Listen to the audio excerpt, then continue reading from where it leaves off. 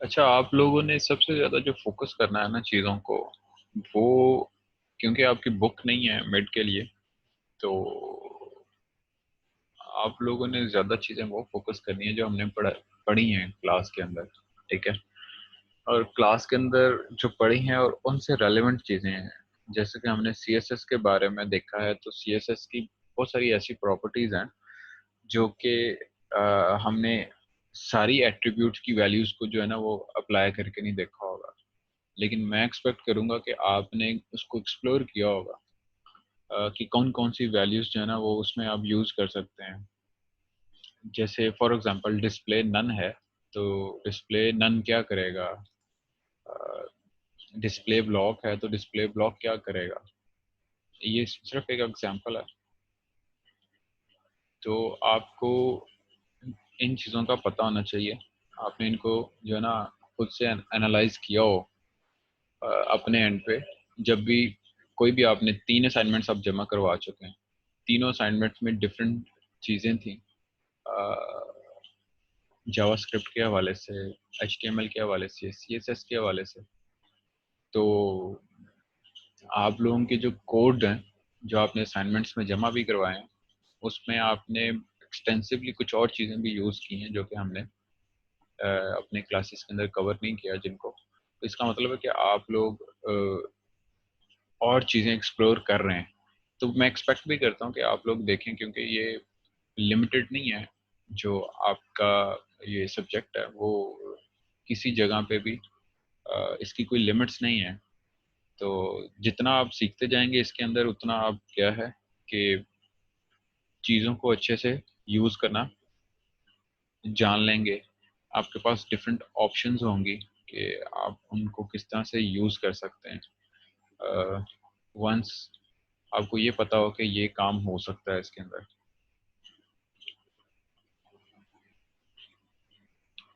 अच्छा अच्छा।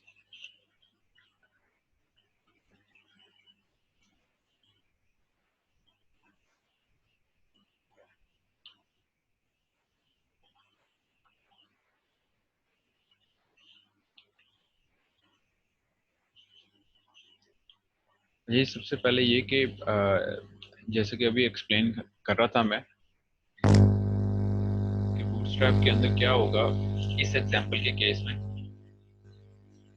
कि एक रो उसको डिवाइड किया है आपने 3 हिस्सों में। तो जब आप 3 हिस्सों में डिवाइड करेंगे, तो उसको किस तरह से डिवाइड करेंगे, क्योंकि आपका 12 कॉलम्स हैं, तो 12 कॉलम्स को आप चार चार के 3 हिस्से करेंगे तो वो पूरे 12 बनेंगे। ठीक है।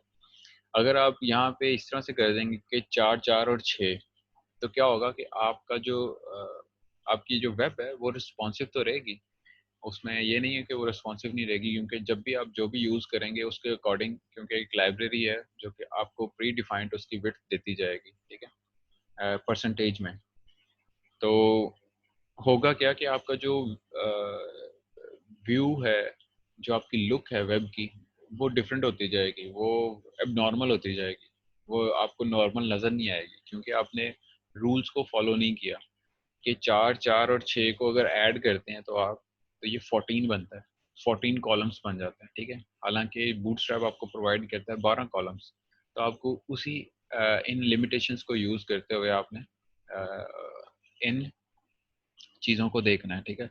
जैसे कि इस एग्जांपल के अंदर एक रो को 3 हिस्सों में तकसीम किया है, तो हम स्मॉल स्क्रीन 4, स्मॉल स्क्रीन 4, और यानी कि 4 4 के कॉलम हम बना रहे हैं, तो हमारे पास जो कंटेंट आएगा वो इन 3 हिस्सों में आ जाएगा। ठीक है।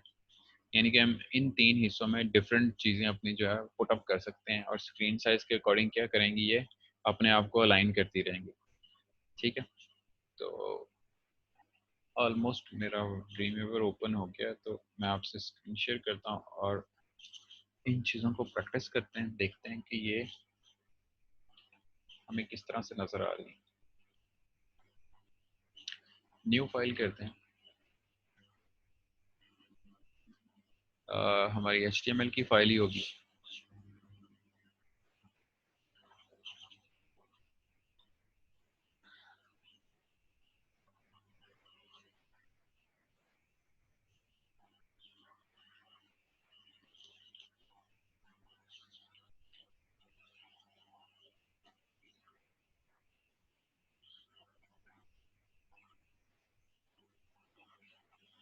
बूटस्ट्रैप लिख देता हूँ टाइटल, प्रैक्टिस, ठीक है। ये यहाँ पे लेक्चर लिख देते हैं, लेक्चर वीक 8,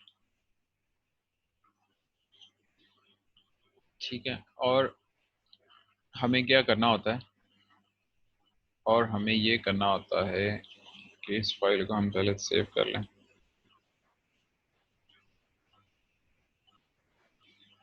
वीक 8,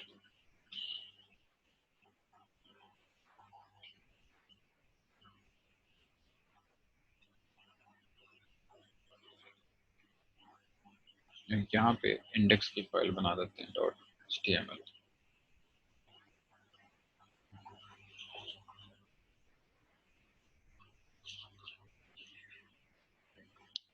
ठीक है। अच्छा, सबसे पहले क्या करना था, HTML5 का जो है डॉक टाइप देना होता है, ठीक है आपको। और उसके बाद क्या करना होता है, आपने एक मीटा टैग डिफाइन करना होता है जो क्या करे,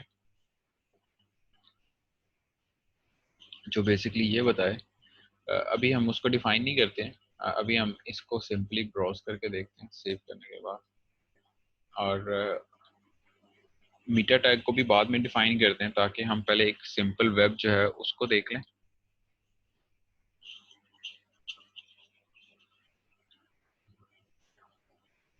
और साथ में फिर हम उसके बाद हम उसको डिफाइन करेंगे तो हमारे पास एक ज़्यादा कंपैरेटिव लुक आएगी कि बिफोर डिफाइनिंग और आफ्टर डिफाइनिंग क्या लुक है, ठीक है।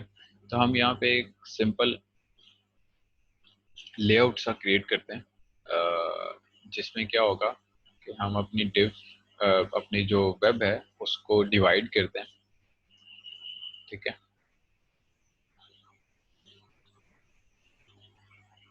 हम अपने बॉडी पार्ट में आते हैं और इसमें हमने जो ग्रिड सिस्टम पढ़ा है उसको थोड़ा सा डिफाइन करने की कोशिश करते हैं कि किस तरह से हम उसको डिफाइन कर सकते हैं, ठीक है। अ, हम यहाँ पे एक डिव क्रिएट करते हैं। डिव्स को इसलिए क्रिएट करेंगे हम कि ताकि हम इसमें इनको क्लासेस असाइन कर सकें बाद में, ठीक है। और इस डिव के अंदर हम क्या करेंगे,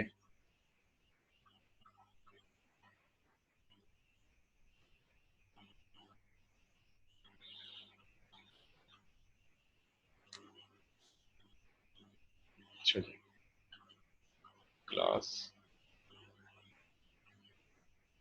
इसका नाम रख देते हैं फर्स्ट। इसका बूटस्ट्रैप से कोई लेना देना नहीं है जो मैं क्लास अभी डिफाइन कर रहा हूँ, ये सिर्फ मैं मुख्तलिफ डिव्स को क्रिएट करूंगा पहले,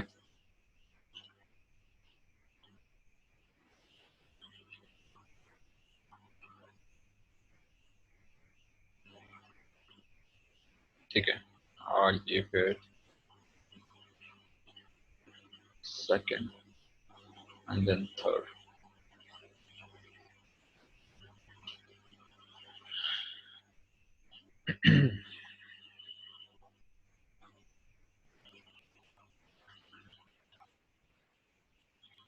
अच्छा जी, अब सबसे पहले तो ये कि ये मैंने डिफरेंट कंटेनर्स कह लें आप एक किस्म के, जिसके अंदर मैं कंटेंट लिखना चाहता हूँ या डिवाइड करना चाहता हूँ, ठीक है। तो क्या करूँगा, सबसे पहले अ, एक ऐसी डिव करूँगा जैसे हमने फॉर्म के लिए यूज की थी ताकि हम उसको सेंट्रल लाइन कर सकें। तो मैं एक डिव डिफाइन करता हूँ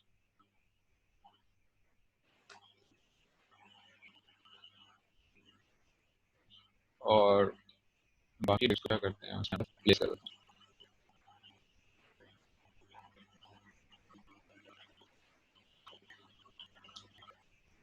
डिव का जो क्लास है उसको डिफाइन करते हैं कि ये मेरे पास कंटेनर है जो कि हम बाद में यूज भी कर सकते हैं फॉर कंटेनर के तौर पे, ठीक है। अच्छा जी, अब हर एक डिव के अंदर मैंने क्या किया, मैंने एक हेडिंग डिफाइन करनी है, H1,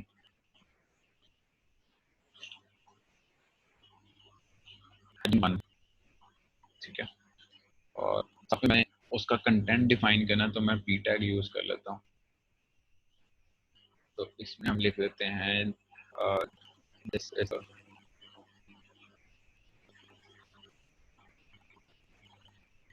description of head one.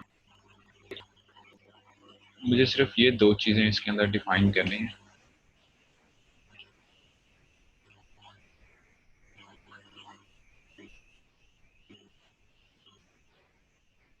और ये स्पेस दे देता हूँ इसके बाद, ताकि थोड़ा सा क्लियर भी आता जाए।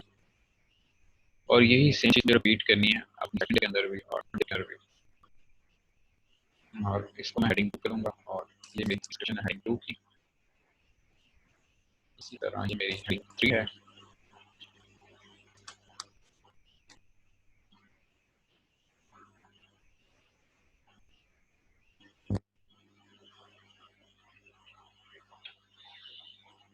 ठीक है जी, मैंने एक कंटेनर डिफाइन किया। कंटेनर के अंदर मैंने 3 डिव्स क्रिएट की हैं। उनको डिवाइड करने के लिए हम इस तरह करते हैं कि इसके अंदर एक रो भी डिफाइन कर देते हैं, ताकि उस रो को, कंटेनर बेसिकली आपकी पूरी बॉडी पार्ट को कंसीडर किया जाता है, या एक स्पेसिफिक पोर्शन को भी कह सकते हैं आप, लेकिन हम इसमें एक पूरे उसको कह देते हैं कि ये पूरा एक कंटेनर है। या आप बॉडी की क्लास को भी कंटेनर के तौर पे यूज़ कर सकते हैं और इसको जो है एज अ रो यूज़ कर सकते हैं। और यहाँ पे आप बॉडी को क्लास देते हैं कंटेनर की।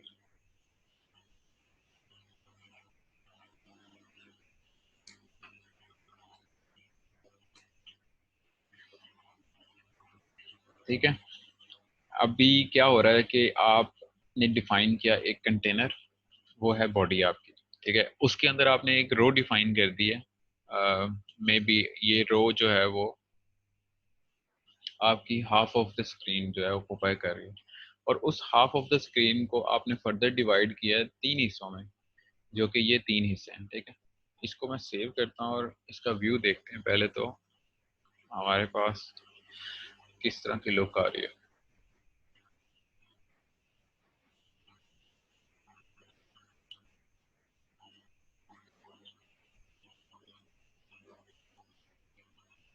ठीक है, इस वक्त जो प्लेसमेंट है वो आप देखें कि अगर मैं यहाँ पे इंस्पेक्ट ओपन करता हूँ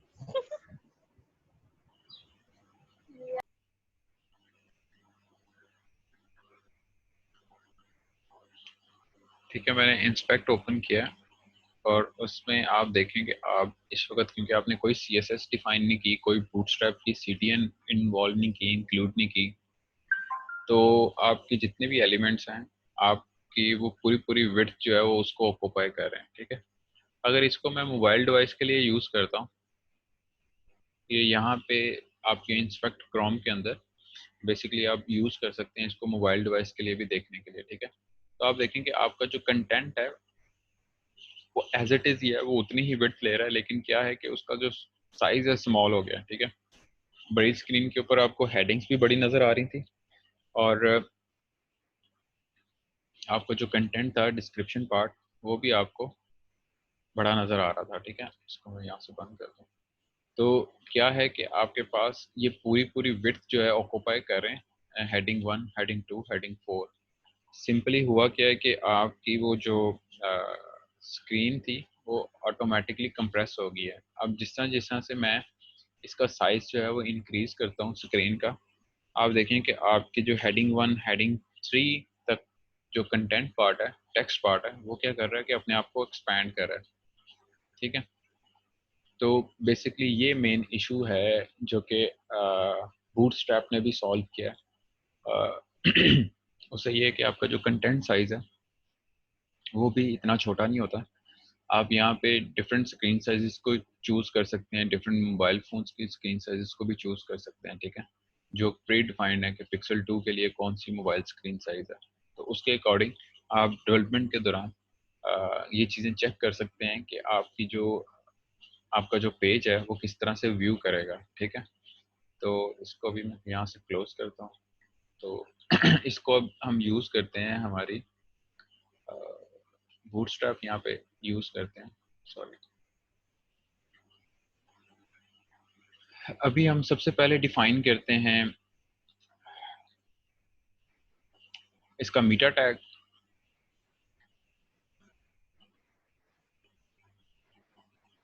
और वो मीटा टैग हमने व्यू पोर्ट के नाम से डिफाइन करना है।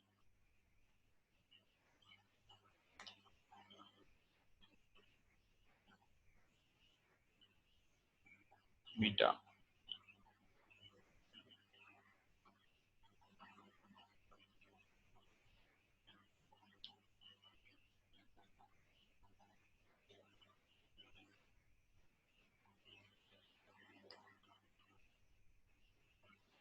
Name equals view port.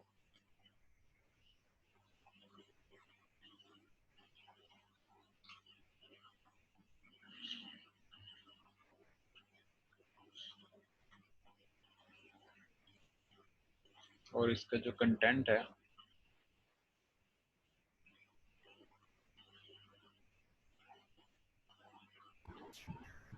वो आ जाएगा आपका स्क्रीन इक्वल्स। शो हो रही है आपकी कोड वाली। अच्छा जी,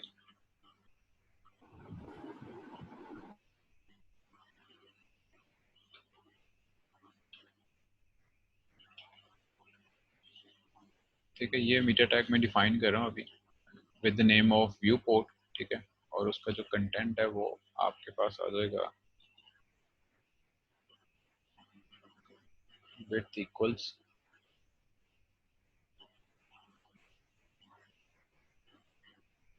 डिवाइस विड्थ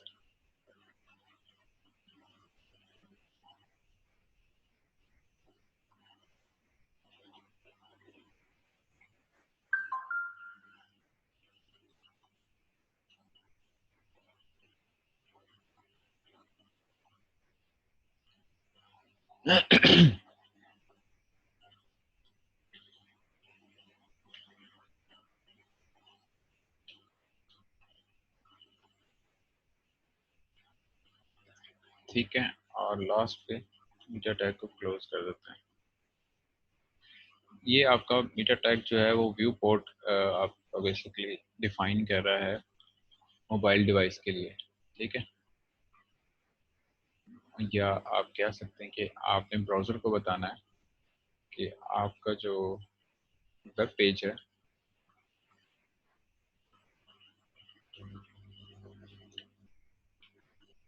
वो मोबाइल फ्रेंडली है।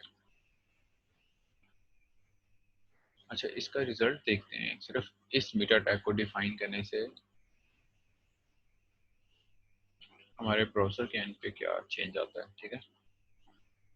तो रिफ्रेश करता हूँ, कोई चेंज नहीं है। मोबाइल डिवाइस के ऊपर भी कोई चेंज नहीं है, ठीक है। तो लेकिन आपके हेड पार्ट में ये डिफाइंड है कि आपने इस मीटा टैग को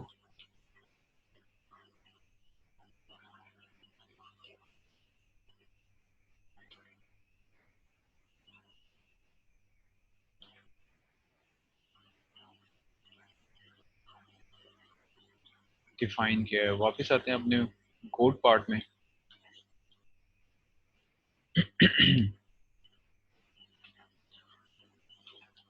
अभी हमारा नेक्स्ट स्टेप ये है कि हम बूटस्ट्रैप का सीडीएन जो है उसको इंक्लूड करें। और उसको इंक्लूड करने के लिए हमें जो सीडीएन, या तो हम बूटस्ट्रैप की वेबसाइट को विजिट करें, ठीक है।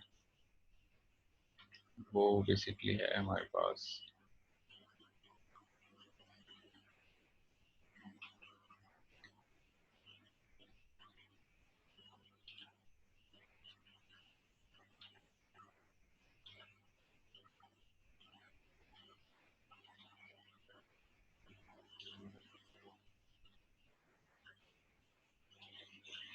bootstrap.com, getbootstrap.com।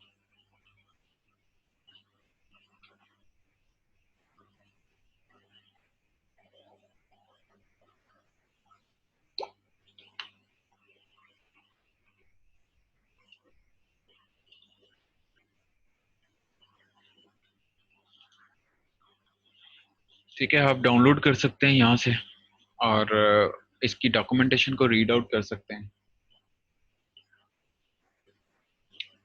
मेरी तरफ से जितनी भी रिकमेंडेशंस हैं डॉक्यूमेंटेशन के हवाले से, वो अगर आप HTML है तो HTML की बेसिक W3 वहाँ से चेक करें,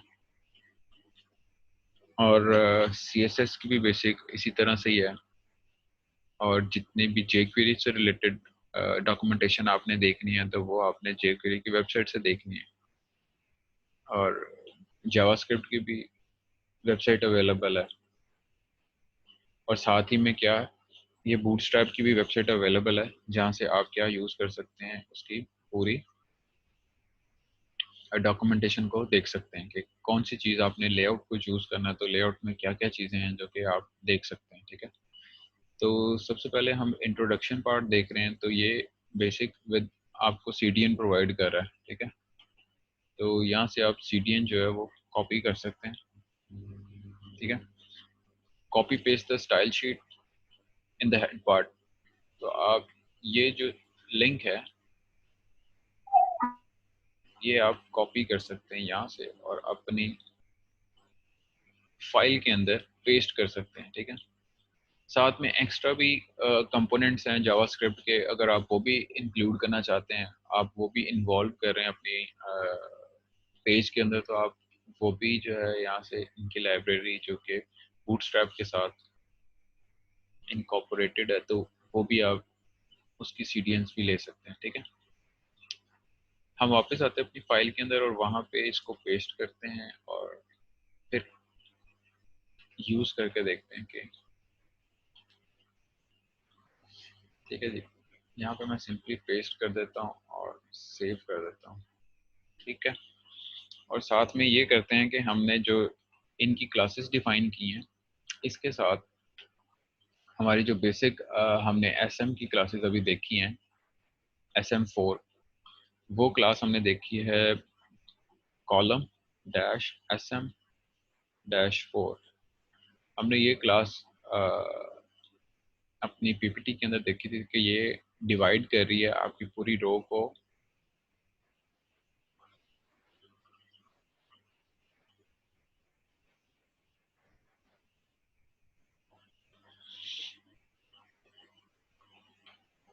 वन बाय थर्ड में। ठीक है,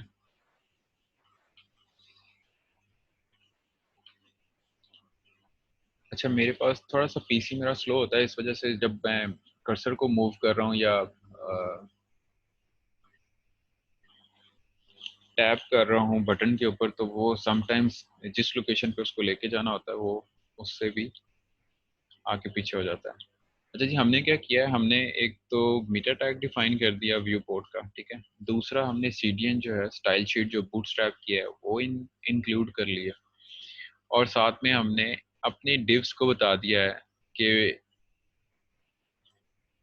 इन्होंने कॉलम, स्मॉल स्क्रीन, 4 स्पैन के साथ जो है तीनों डिव्स को हमने डिवाइड कर दिया, यानी कि हमने इस रो को, ये जो हाईलाइटेड है रो, इस रो को मैंने 3 हिस्सों में डिवाइड किया है, वन बाय थर्ड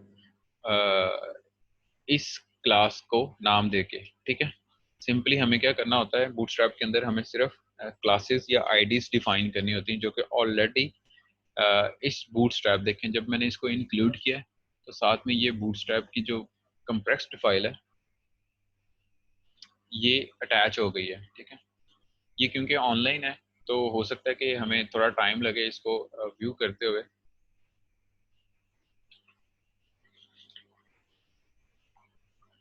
तो जितनी भी फाइल्स आपने अपने ड्रीमवेवर को यूज करते हुए अटैच की होती हैं पेज के अंदर, तो वो आपको विजिबल हो रही होती हैं। ठीक है, इसका अब रिजल्ट देखते हैं हमारे ब्राउजर के एंड पे कि क्या चेंजेस आई हैं हमारे ब्राउजर के।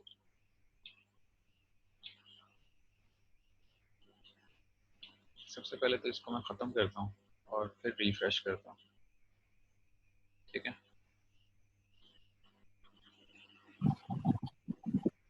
ठीक है, आप देखें इसके नीचे अब लिखा हुआ भी आएगा कि ये पहले जो है वो कनेक्ट कर रहा है बूटस्ट्रैप जो लिंक हमने प्रोवाइड किया है, यानी कि CDN जो है वो उसको इंक्लूड कर रहा है। इसका हेड पार्ट आप चेक करें, इसके हेड पार्ट में बेसिक वो यहाँ पे आपके पास ये इसका लिंक है, ठीक है, CDN का।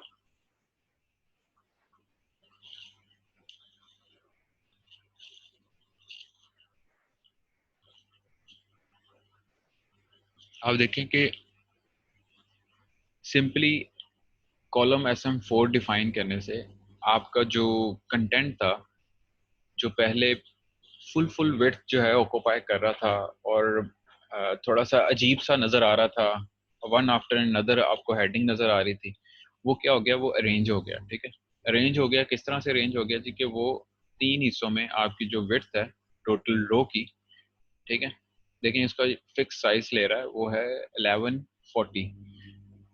ये मैं बार बार इसलिए थोड़ा सा रिपीट कर रहा हूँ कि ये चीज़ बहुत इंपॉर्टेंट है समझने के लिए कि ये जो कंप्लीट स्क्रीन साइज है उसको ये गेट करता है एज अ रो, उस रो को फिर डिवाइड करता है इन 12 पार्ट्स, और उन 12 पार्ट्स को यूटिलाइज करता है जैसे कि आपने डिफाइन किया होता है कि मुझे कितने हिस्सों में इसको डिवाइड करना है। मैंने इस 12 हिस्सों को 4 हिस्सों में डिवाइड किया, तो चारों को कितने कितने हिस्से मिलेंगे 12 में से सॉरी ये 3 हिस्सों में डिवाइड किया, तो तीनों को 12 में से कितने कितने हिस्से मिलेंगे, वो 4 हिस्से मिलेंगे। ठीक है, तो उसके अकॉर्डिंग ये मेरी अपनी थिंकिंग है कि मैं इसको किस तरह से डिफाइन करूँ। मैंने 4 में इसको डिवाइड कर दिया, हम इस करके भी देखते हैं, हम 6 करके देखते हैं, 4 करके देखते हैं, तो आप देखिएगा कि किस तरह से आपकी जो है वो स्क्रीन मिसमैनेज हो जाती है। अब इसी व्यू हम मोबाइल में इसको थोड़ा कर लेते हैं, तो आपकी जो स्क्रीन है इसको थोड़ा सा हम इसकी विड्थ इंक्रीज कर लेते हैं, क्योंकि आपका जो व्यू है वो अकॉर्डिंग टू द वेब है, लेकिन इसमें चेक करें कि ये रिस्पॉन्सिव होता है। हालांकि 68 60, अच्छा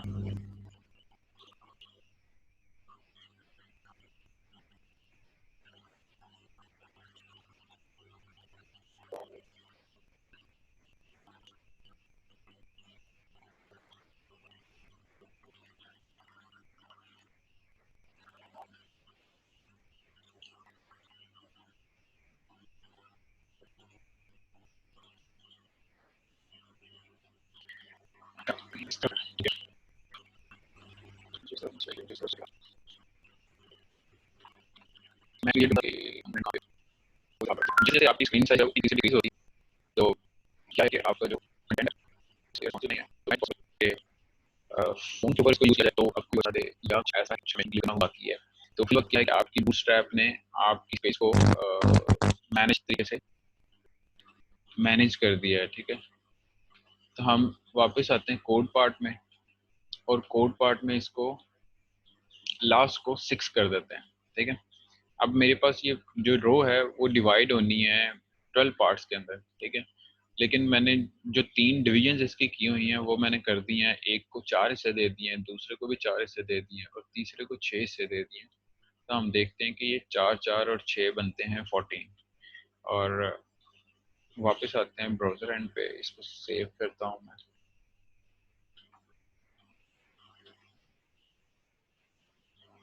और इसको रिफ्रेश करें आप,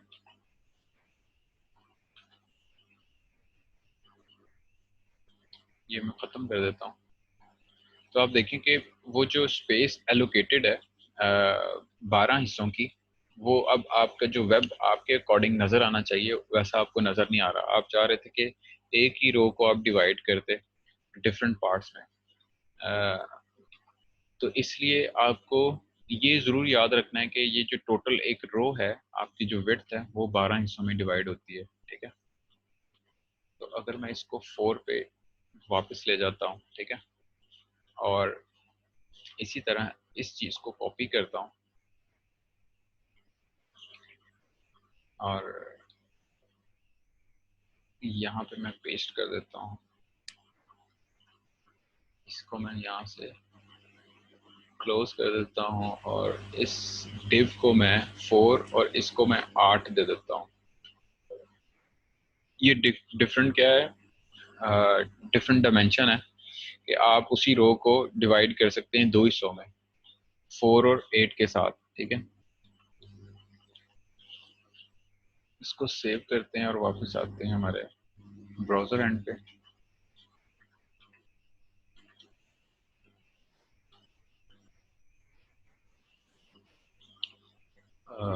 सेव किया मैंने।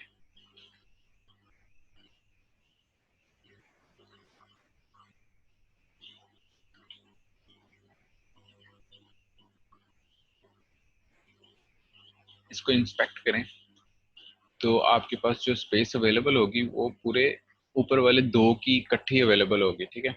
जैसे कि इसके अंदर है वो, ये पूरी जो स्पेस है ये अलग अलग चार हिस्सों, तीन हिस्सों में डिवाइडेड है, ठीक है। और जो नीचे वाली रो है वो दो हिस्सों में डिवाइडेड है। एक को हमने चार हिस्से दिए हुए हैं और एक को हमने कितने हिस्से दिए हुए हैं, एक को हमने 8 हिस्से दिए हुए हैं, ठीक है।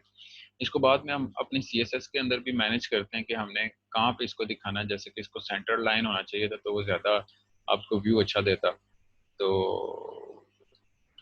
वापस आते हैं कोड पार्ट में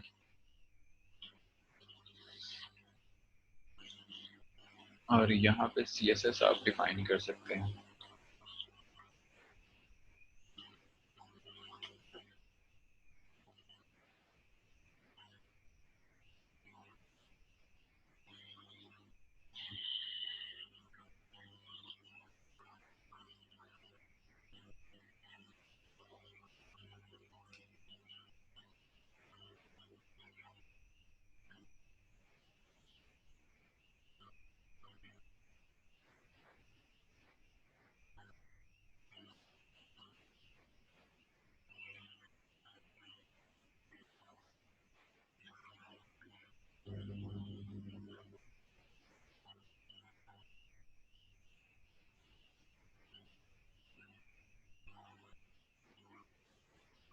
हम डिफाइन कर देते हैं कि हमारा जो फर्स्ट सेकंड और थर्ड डिव्स हैं, ये बेसिकली ये क्लास फर्स्ट सेकंड और थर्ड, ठीक है, ये सेंटर लाइन हो। और दूसरा इसको हम थोड़ा सा कलर भी दे देते हैं, एक ग्रे सा शेड दे देते हैं ताकि बैकग्राउंड के ऊपर हमें जो स्पेस है उसकी वो विजिबल हो।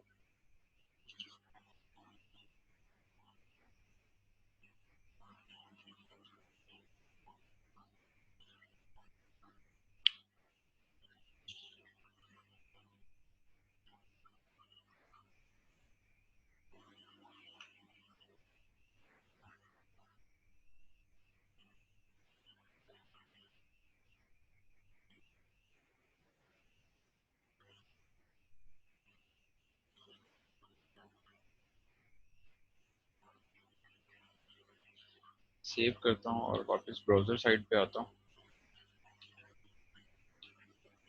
और नेक्स्ट लेक्चर जो है ना वो 10 मिनट की ब्रेक के बाद देखते हैं, ठीक है। इसको रिफ्रेश करता हूँ। आपके पास जो स्पेस है, आप देखें कि ये अभी 3 हिस्सों में है और नीचे वाली 4 और 8 के साथ है। इसी तरह आप बाकी वेरिएशंस भी देख सकते हैं। सिंपली कैसे, सिंपली आप अपने कॉलम की जो नंबर है उसको चेंज करके, लेकिन नंबर चेंज क्या करेंगे आप, वो आप 4, 6, 8 उसी तरह से पूरी रो को डिवाइड करेंगे, ठीक है। तो बाकी बूटस्ट्रैप के बारे में नेक्स्ट एक्सप्लोर करते हैं अपनी नेक्स्ट क्लास के अंदर, जो कि 10 मिनट की ब्रेक के बाद 10:40 पे जो है ना वो स्टार्ट होगा, ठीक है।